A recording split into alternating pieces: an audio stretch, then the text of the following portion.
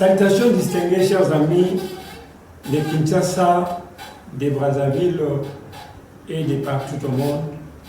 Je suis dans la joie de vous savoir nombreux encore aujourd'hui pour m'entretenir avec vous sur un sujet aussi important, l'influence de la gastronomie sur la santé sexuelle. Quand nous parlons de la santé sexuelle, nous voyons tout ce qui permet à l'homme, tout comme à la femme, de vivre une sexualité complète, meilleure et agréable. La sexualité fait partie de la vie de la personne. Tout être humain est lié au centre de la sexualité. Bien que c'est un sujet tabou, un sujet qu'on n'aborde pas assez souvent, publiquement, il y a un gêne par rapport à la sexualité, mais laissez-moi vous dire, mais ce qui a été considéré comme tabou, ce qui a été considéré comme gêne, se trouve aujourd'hui au centre de beaucoup de réalités dans la vie des gens. Il y a beaucoup de gens aujourd'hui qui souffrent en silence. Ils ne peuvent pas partager parce que c'est leur intimité, mais ils sont dans la difficulté parce qu'ils souffrent de ces problèmes que nous parlons de la santé sexuelle. C'est un sujet tellement important que je voulais parler parce que quand nous parlons des difficultés ou les conséquences que nous trouvons aujourd'hui par rapport à notre gastronomie, on parle aujourd'hui que l'alimentation a détruit notre santé. On est des hypertendus aujourd'hui à cause de l'alimentation. On est diabétique aujourd'hui à cause de l'alimentation. On est des cancéreux aujourd'hui à cause de l'alimentation. On est des insuffisants cardiaques aujourd'hui à cause de l'alimentation. On a des AVC aujourd'hui à cause de l'alimentation. On est des insuffisants rénaux aujourd'hui à cause de l'alimentation. Il y a trop de choses qu'on peut citer qui sont à la base de la mauvaise habitude alimentaire. Mais des fois, on oublie que l'alimentation aussi fait partie des grandes réalités qui touchent aussi la vie sexuelle de beaucoup de gens. Que ce soit les hommes, tout comme les femmes. C'est pourquoi quand je parle de l'influence de la gastronomie sur la sexualité ou sur la santé sexuelle, cela montre réellement que beaucoup de gens souffrent avec ces problèmes. Avant de parler, de citer quelques maladies sexuelles, ou peut-être parler en profondeur de la santé sexuelle, je parle d'abord de ce que l'influence, ce que les aliments, comment les aliments influencent-ils la santé sexuelle. Dans les tableaux alimentaires, quand on a parlé de cœur, on avait parlé des problèmes de l'alimentation, mais il y a des points qu'on avait cités. Faire un bon choix des aliments qui sont sources de bonnes graisses. Notons une chose. Quand on parle du cœur, on parle du sexe. Les cœur et sexe marchent ensemble. Que personne ne vous trompe. Tout celui qui commence à développer les problèmes de cœur finit par développer les problèmes sexuels. Vice-versa. Tout celui qui commence à développer les problèmes de la sexualité finit par présenter aussi des problèmes de cœur. Parce que c'est tellement lié que l'un ne fonctionne pas sans l'autre. D'ailleurs, les cœurs peuvent fonctionner sans sexe à un moment donné, mais le sexe ne fonctionnera pas sans cœur. Et quand le cœur aussi ne fonctionne pas bien ou n'est pas actif, ça impacte aussi négativement le fonctionnement du cœur. Parce que l'activité sexuelle fait partie des exercices physiques qui est bénéfique aussi au cœur. Donc vous comprenez que ce sont des aliments, qui sont tellement liés qu'il faut vraiment en parler. L'alimentation qui est riche en graisse, mauvaise graisse, c'est déjà une alimentation qui causerait des problèmes des mains du point de vue sexuel. Pourquoi? Parce que le sang qui doit couler, le sang qui doit fonctionner pour arriver au corps caverné et permettre à ce qu'on puisse avoir une bonne érection, ces sangs-là doivent quitter avec pression au niveau du cœur et arriver avec la même pression pour entrer dans le corps caverné et faire lever le corps, les sexes, comme nous appelons, avoir des érections. Maintenant, quand le cœur ne fonctionne pas bien, ne pompe pas bien, ou que les artères sont tellement bouchées par des mauvaises graisses qu'on appelle cholestérol, empêche l'arrivée du sang au niveau des artères, et ces problèmes-là peuvent facilement provoquer les troubles des érections qui font partie des maladies sexuelles. Donc vous comprenez que l'alimentation riche en graisse, en mauvaise graisse, peuvent influencer négativement les sexes. Alors, quand une alimentation est choisie avec de bonnes graisses, cela permettra également une bonne activité et un bon fonctionnement du côté sexuel.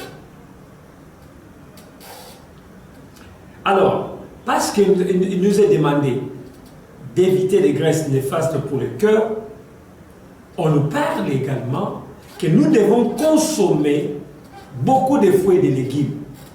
Parce que cela pourrait permettre à ce que, quand le cœur fonctionne bien, il va permettre à ce que les artères aussi fonctionnent bien. Et les fibres qui ont le rôle de nettoyer les artères permettra à ce que le sang puisse bien couler pour atteindre le corps caverné, d'où les besoins est. Pas seulement pour l'homme, mais également pour la femme. Parce que la difficulté sexuelle n'est pas seulement vers l'homme, mais aussi la femme peut aussi en souffrir. L'influence de la gastronomie sur le plan sexuel, quand on a ce qu'on appelle une alimentation avec l'index glycémique élevé. Quand on a les sucres élevés dans le sang, ça impacte négativement aussi la sexualité. Et quand je parle de sucres élevés dans le sang, je vois les diabétiques qui sont dans les tableaux, je vois également vous qui consommez trop de sucre dans l'alcool, dans les sucrés et dans le jus qui pilent dans les marchés aujourd'hui. Alors quand on consomme trop de sucre, cela peut impacter négativement votre sexualité parce que les sucres avec l'index élevé, ça peut affecter ces tableaux-là de la sexualité. La consommation des aliments fumés influence également notre santé cardiaque. Et comme je l'ai dit, tout ce qui touche au cœur va directement au niveau du sexe. Tout ce qui est bon au cœur est bon au sexe. Il y a beaucoup d'aliments que je vais citer à un moment donné qui peuvent vous accompagner pour créer cet équilibre-là. Donc comprenez déjà quand je parle de l'influence de la gastronomie sur la santé sexuelle, ça veut dire que quand vous mangez bien des aliments choisis d'une manière judicieuse, conséquente et responsable, ces aliments-là joueront à votre faveur, même si votre plan sexuel. Mais quand vous ne choisissez pas très bien, vous consommez en désordre des aliments et qui sont beaucoup plus riches en graisse et pauvres en nutriments, votre sexe souffrira parce qu'il manquera de l'oxygène ainsi que des nutriments nécessaires pour son bon fonctionnement. Nous savons que le sexe ne fonctionne pas seulement avec la présence du sang, mais il y a aussi les hormones. Que nous avons l'hormone principale qu'on appelle testostérone, qui est l'hormone principale masculine, et une hormone qui joue un rôle efficace pour créer un équilibre dans la santé de l'homme, la santé reproductive de l'homme, ainsi que la santé de la virilité de l'homme. Donc, l'alimentation qui n'est pas bonne influence même la production de la sémence de l'homme, qui peut les mettre dans les tableaux de la difficulté de la procréation. Donc, vous comprenez que l'alimentation a été toujours classée comme un élément influent qui peut nous aider du point de vue positif si nous l'utilisons convenablement et négativement si on l'utilise mal. Je l'ai toujours dit et je le répète, qu'en mangeant, on peut avoir des résultats positifs, c'est-à-dire prévenir les maladies et guérir les maladies, mais également négatifs, amener les problèmes de santé, tuer votre corps, tuer votre vie parce que vous mangez mal. Beaucoup de gens développent des maladies aujourd'hui, ils sont peut-être pas conscients parce qu'ils ont mangé mal hier. On ne mange pas par rapport à aujourd'hui, mais on mange par rapport à demain. Si nous mangeons par rapport à aujourd'hui parce que je suis rassasié, vous comptez comme ça, sachez que vous faites la grande erreur de votre vie. Quand on mange seulement pour aujourd'hui. Ne mangez pas pour remplir votre ventre aujourd'hui, mais pensez beaucoup plus que ce que je mange là fera quoi pour moi demain. Je l'ai toujours dit que dis-moi comment tu manges, je te dirai comment tu mourras. Dis-moi comment tu manges, ou dis-moi ce que tu manges, je te dirai comment tu mourras. Quand tu ne sais pas faire un bon choix dans votre assiette, tu ne sais pas faire un bon choix dans ce que tu mets dans l'assiette, tu risquerais demain de te retrouver dans cette situation compliquée qui te regretterait toujours, même si tu ne savais pas que cela pourrait être possible. Donc là, je crois que j'ai été compris. Parlons maintenant des maladies que nous pouvons combattre en suivant l'alimentation. Quelles sont les maladies, quand on parle de la santé sexuelle, quelles sont les réalités d'une mauvaise santé sexuelle? La première des choses, quand on trouve dans un tableau où on a ce que j'appelle des troubles d'érection, c'est-à-dire on a difficulté d'avoir l'érection et de la maintenir. Oui, quand on a difficulté d'avoir une érection ou de la maintenir, cela montre clairement qu'on est en train de développer une maladie qu'on appelle des troubles d'érection, qui est une maladie liée au fonctionnement aussi du cœur. Cela montre que votre cœur ne pompe pas le sang comme il faut pour permettre à ce que votre verge puisse s'élever. Donc vous comprenez déjà, comme je l'ai dit tantôt, que tout problème de cœur peut influencer négativement les sexes. Et les sexes aussi à son tour, quand ils ne fonctionnent pas, il peut influencer, donner des mauvais retours au cœur. Donc c'est un tableau tellement mitigé et puis complexe. Deuxième cas, on parle d'éjaculation, qui fait partie des problèmes sérieux où il y a des hommes qui ont difficulté d'éjaculer. Là, je suis en train de citer des maladies qui sont liées directement sur le point alimentaire. Vous comprenez? Les aliments qui sont liés du point de vue alimentaire. Je parlais des troubles d'érection. Quand les aliments ne sont pas cohérents, ça peut influencer comme ça. Je parle également du côté de l'éjaculation, c'est-à-dire l'absence d'éjaculation. C'est-à-dire qu'il y a des hommes, même quand il fait l'activité sexuelle, il a difficulté d'éjaculer. Pourquoi? Parce que la production est moindre. Il y a des aliments, quand vous ne les consommez pas, votre production est moindre, votre production diminue. C'est vrai que les hormones contrôlent la production au niveau des testicules pour permettre à ce que les corps puissent produire des spermes et les spermatozoïdes. Mais sachez que c'est l'alimentation qui influence ce travail-là. Mais quand on est pauvre en aliments qui sont appelés des spermatogénèses et qu'on manque ces aliments-là dans son assiette, il est normal qu'on puisse se retrouver dans un tableau où on a difficulté d'éjaculer. Donc c'est déjà un problème sérieux de santé qui guette beaucoup de gens qui en souffrent aujourd'hui. Le problème d'éjaculation précoce n'est pas vraiment directement lié à l'alimentation, mais l'alimentation peut corriger ces problèmes-là.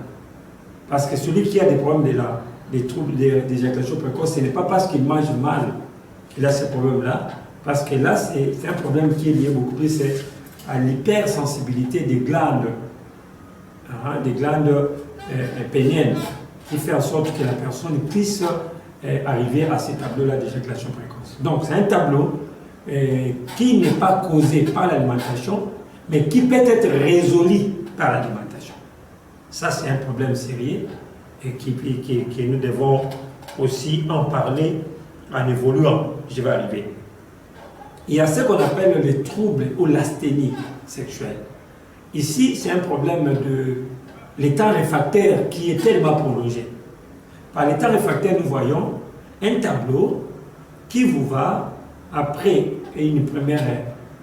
la première copulation, c'est-à-dire la première éjaculation, pour qu'il y ait une autre éjaculation,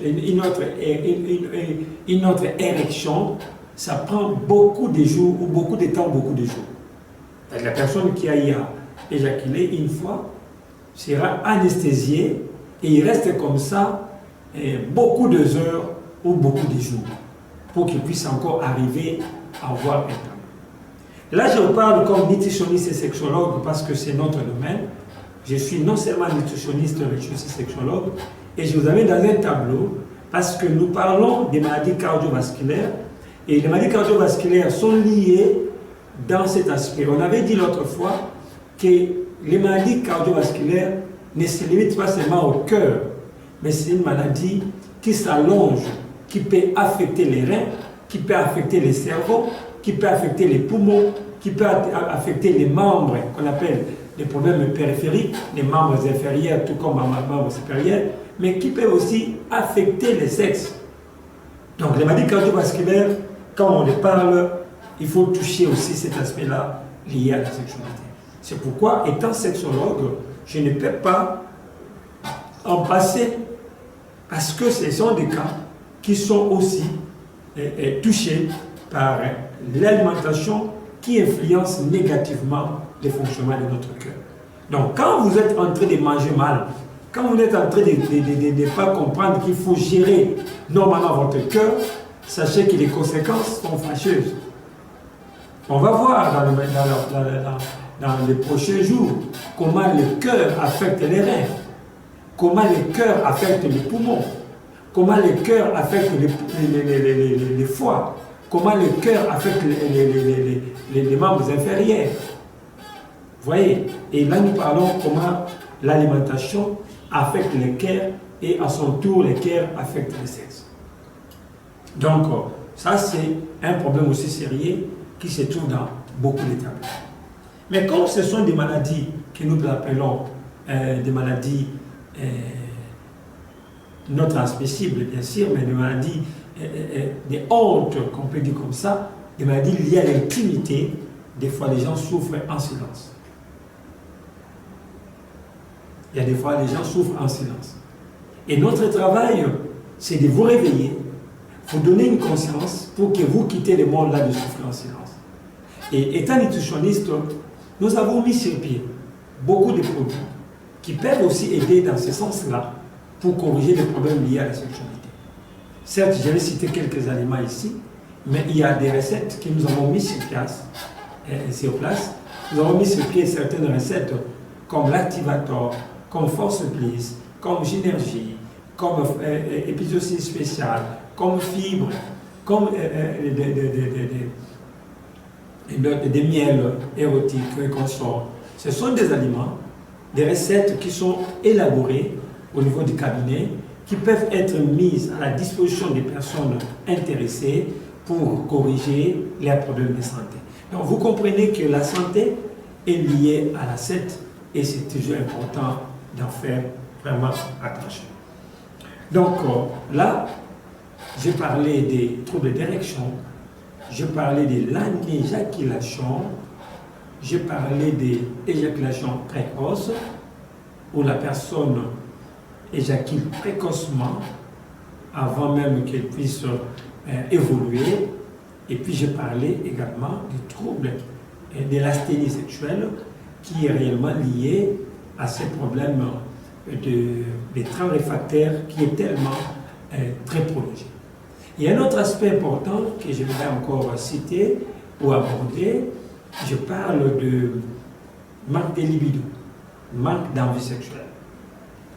Ça, c'est notre problème aussi sérieux qui est retrouvé aujourd'hui dans la plupart des cas des gens. Et on peut peut-être se poser la question de savoir, mais comment est-ce que le manque de libido peut être lié à l'alimentation? Oui, et il est lié à l'alimentation parce que quand on consomme trop de graisse, trop de sucre, ok, trop de viande rouge, trop de graisse, cela alourdit la circulation sanguine et les zones qui sont censées être des zones érogènes sont privées d'oxygène, sont privées des valeurs, sont privées d'oxygène et de nutriments, rendant ces organes viables. Voilà. Donc, je vous explique ceci. Notre corps en général, quand nous sommes en train de consommer, je mange les bananes, je mange les poissons, je mange les volailles, je mange les fruits, je mange les légumes et consorts, ça passe par le foie et par l'estomac. L'estomac envoie au niveau de l'intestin grêle. C'est à ce niveau-là qu'il y a le métabolisme.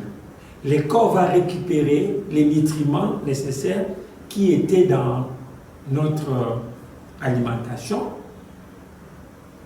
Parce que je vous ai toujours dit qu'il y a une différence entre aliments et nutriments. Aliments, c'est ce que nous voyons. Nutriments, c'est ce qui est dans l'aliment. Je vois le pain, mais je ne vois pas les protéines. Je vois le pain, mais je ne vois pas les glucides. Je vois le pain, mais je ne vois pas, vous voyez. Alors, ce que je vois là, c'est un aliment. Les nutriments, c'est ce que je ne vois pas. Alors, l'alimentation, c'est ce que nous utilisons en mangeant. Mais la nutrition, c'est quand le travail est fait à l'intérieur. Là, on parle de la nutrition. Les résultats de l'alimentation. Ou la poursuite, la continuité de l'alimentation, c'est ce qu'on appelle la nutrition. Vous comprenez? Alors, le rôle des nutritionnistes, c'est de vous aider à surpasser l'aliment pour arriver aux nutriments. À surpasser l'alimentation pour arriver à la nutrition. C'est-à-dire, l'aliment, vous devez manger, vous devez poser la question, est-ce que ce que je mange m'apporte quoi? Alors maintenant, quand nous consommons certains aliments, il arrive au niveau de l'intestin, il retire les nutriments.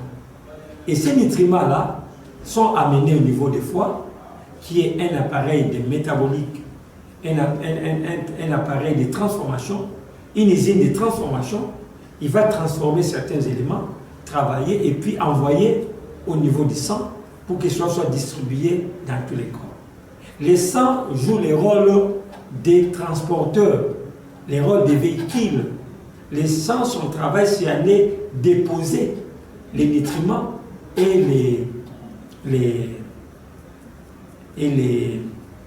nutriments et l'oxygène. Voilà, nutriments et l'oxygène. D'ailleurs, la fois passée, je vous avais donné, quand j'ai parlé de système circulatoire, système circulatoire, j'avais expliqué toutes ces choses-là, comment les systèmes circulatoires fonctionnent. Si vous avez raté cette émission-là, va dans notre compte YouTube, Santé plus Bombilé TV, tapez et cherchez la vidéo où c'est intitulé les systèmes circulatoires. Vous allez voir là comment ça fonctionne. Maintenant, une fois que le sang arrive rempli d'oxygène et de nutriments, il va donner la vie dans les cellules. Et votre sexe faisant partie de ces cellules qui a besoin aussi de nutriments et d'oxygène, quand il est privé, quand il est privé de l'oxygène et des nutriments, il dort, il s'affaiblit. Votre cerveau, dans la partie qu'on appelle hypothalamus, qui est la zone sensible orientée des choses sensuelles, dort parce qu'il est privé de certains nutriments qui permettent son bon fonctionnement. Voyez. Donc, quand il y a des zones qui sont censées être sensibles, érogènes, si on dit comme ça, ces zones-là sont privées d'oxygène, sont privées de nutriments. C'est normal qu'ils s'adorment chez l'homme tout comme chez la femme. D'où on se retrouve dans un tableau de manque de libido. C'est vrai que le manque de libido n'est pas seulement lié simplement à l'alimentation, il y a d'autres facteurs aussi qui entrent en jeu, mais cet aspect-là joue aussi beaucoup dans la réalité. Donc, vous entrez dans ces tableaux-là où vous êtes tombé dans ces tableaux. Alors, il y a des aliments qui peuvent vous aider à résoudre rapidement les problèmes. Alors, il y a un syllabus que j'avais écrit lors de la conférence du 16 octobre à la Journée mondiale de l'alimentation.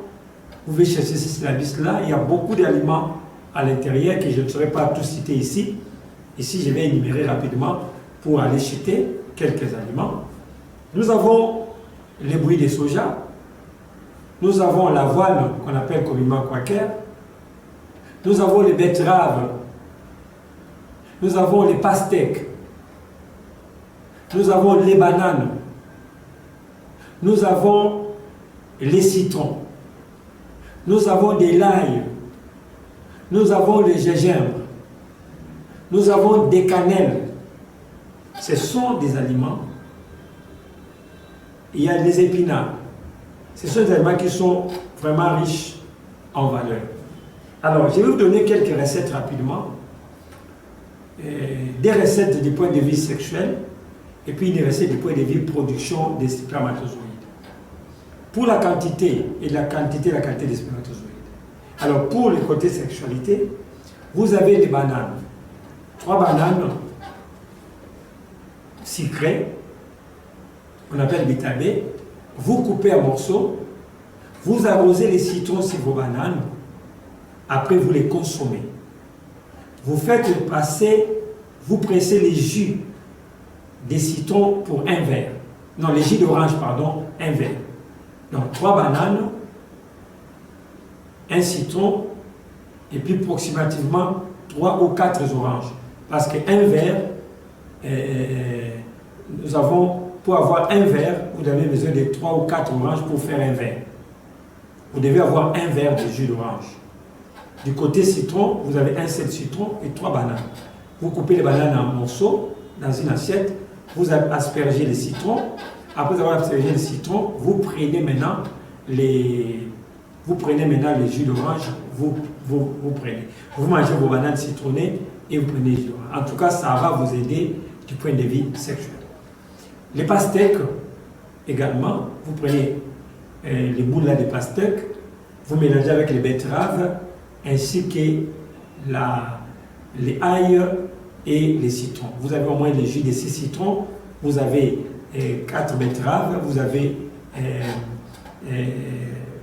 un pastèque et puis une boule d'ail, vous les mixez, vous faites un jus homogène, vous prenez un verre matin, un verre le soir, durant une série de 10 jours. En tout cas, ça va beaucoup vous aider. Et n'oubliez pas aussi d'écouter la production. Quand vous avez les noix de coco, vous avez les pâtes d'arachide, les arachides, et vous avez également les bananes.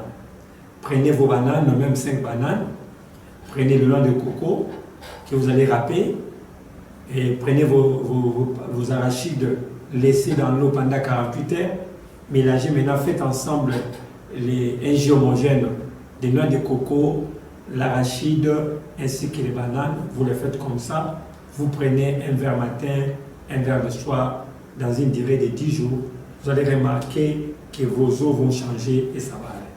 Voilà, chers amis, là où nous allons chuter, je crois que ça a été tellement important pour nous de parler de ces valeurs nutritionnelles qui sont dans l'alimentation. Et on a parlé de l'influence de la gastronomie sur la sexualité. Si votre problème de la sexualité a tellement avancé, en tout cas, n'hésitez pas à nous contacter. Si vous essayez ces recettes, ça ne marche pas, cela montre que la situation est tellement avancée, n'hésitez pas. Appelez au 81 45 74 935, 81 45 74 935, ou bien 89 80 32 458. Nous sommes au Congo, mettez le profil de la RDC si vous êtes à l'étranger et appelez-nous. On va voir comment vous servir. Si vous êtes sur place, arrivez à Kimbangu, quartier Kimba, commis de Kalamou, 4e rue, numéro 14. Si vous êtes à l'étranger ou dans les provinces, appelez-nous. On va trouver une solution, comment vous servir pour votre problème de santé. C'était pour vous, docteur Désiré Bombilé, qui a été devant vous aujourd'hui. Merci à Daniel qui a assuré la régie ainsi que la caméra. Et pourquoi pas à Patou qui nous aide pour monter ces émissions. Si Jésus-Christ ne revenait pas, je vous retrouverai prochainement pour un autre nouveau numéro. Au revoir et à la prochaine. Merci.